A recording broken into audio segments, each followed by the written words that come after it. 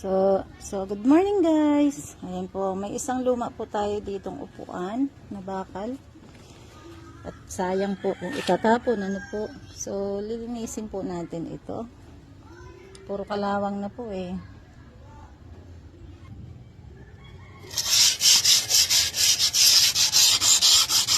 So ayan guys.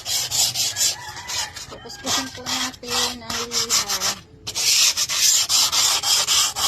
Para po matanggal yung mga excess na kalawang. Ayan. So ayan guys, tapos na natin puspusin ang ating upuan na bakal na puro kalawang. So ayan, hugasan natin at patuyuin.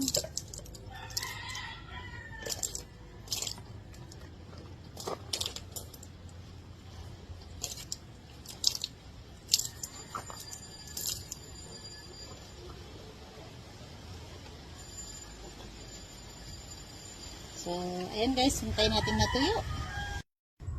So, ayan na guys, tapos na natin na pinturahan. Diba? Mukha siya bago. Diba? Yung rusty things. Rusty chair natin. Ayan na. Diba?